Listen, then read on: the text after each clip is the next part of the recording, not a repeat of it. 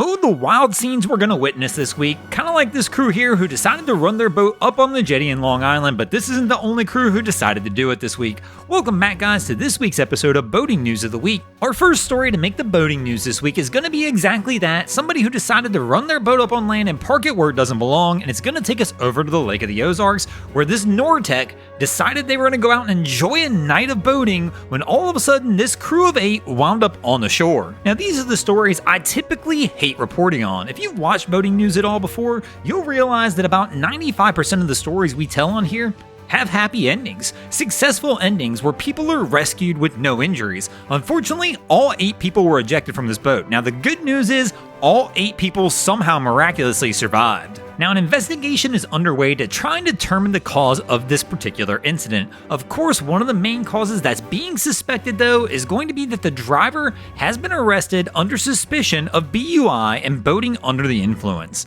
This event occurred approximately around midnight this past Saturday, as the boat was cruising down the Lake of the Ozarks with 8 people on board when all of a sudden the vessel wound up hitting the shore, ejecting the passengers, and landing the boat in the house, causing serious damage to the house itself as well. Local fire and EMS officials quickly arrived on the scene to aid help to those who needed it. The next day, a crane was used to right the vessel, put it on a trailer, and get it pulled out of this person's yard. We do wish a quick recovery to the people who were involved in the accident for any injuries that were sustained, and I suspect that in the next week or so, we're going to get a whole lot more details on what exactly happened here.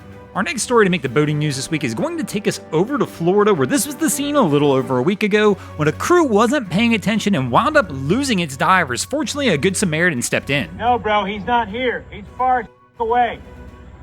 You lost your diver, bro. Here it appears our crew wasn't paying attention, thought the divers were around the vessel, when it turns out the divers were over a mile away. Fortunately, a good Samaritan saw the divers, alerted the vessel that they need to come back to the divers, but this is how people get lost. When we see these stories where we're reporting about divers missing, this is it. Somebody just loses their focus for a few minutes possibly, or an anchor breaks free, a million things can go wrong, and the next thing you know, this crew drifts away. Y'all okay? I'm gonna stay here till he gets here. I were you, I'd go in. I wouldn't trust that guy with my dog. Fortunately, due to the Good Samaritan alerting the boat to the situation, this crew was able to be recovered fairly quickly, but it's not uncommon when things like this happen where divers can be lost for hours on end while crews have to go out and search for them. Wind and current would continue to push these guys away from the vessel. Our next story to make the boating news this week is going to take us up to Alaska, where this was the scene this past week when the fishing vessel Sea Warrior was up on Bristol Bay out salmon fishing during a foggy morning when another fishing vessel wound up approaching from the stern, and the next thing they know, the two vessels wind up colliding. Fortunately, during the incident, no injuries were reported to anybody on the vessels, and no major damage was reported at the time of the incident as well. But still has to be a pretty jarring scene just to be out there kind of cruising along, minding your own business, and the next thing you know, bam, you feel something hit. You're not sure if you hit the bottom, another boat. All you really know is that something's gone wrong, and you're praying that your vessel's not taking on water. Fortunately, in this situation,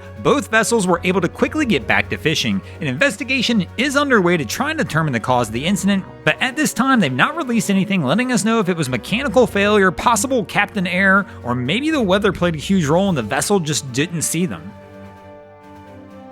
Our next story to make the boating news this week is going to take us up to Oregon, and let me set the scene for you just a little bit. Imagine this one. You're enjoying your first cup of coffee in the morning. You go ahead and turn on the news, and the next thing you know, you see a vessel on a beach. And think to yourself, man, that boat looks familiar. I'm sure somebody in Oregon had that feeling in the last week, as this vessel winds up that somebody stole the boat from Florence, Oregon, started taking the boat down the coast, falls asleep on the vessel, and wakes up with the vessel beached in Newport. When authorities arrive on the scene, they do discover somebody on the boat who they described as being in an altered state. The man on board does admit to stealing the vessel, but once again, a rough way to wake up to find out your boat's gone and somebody's beached it, and your next move is you've got to salvage your own boat off the beach. Thanks for watching, guys. I hope you enjoyed this week's episode of Boating News of the Week. If you ever see anything crazy happening out on your waterways, be sure to hit us up on Facebook or Instagram and let us know, and you might see your stories over here. Just like Will Bradshaw, Adam Coolidge, Whack'em Stack'em Pack'em, Daniel Hathaway, Patrick Bonnet, Josh Collins, Dave Ambrose and Dan Kilt did this week, and if you guys haven't already, go ahead and drop an anchor on the subscribe button here.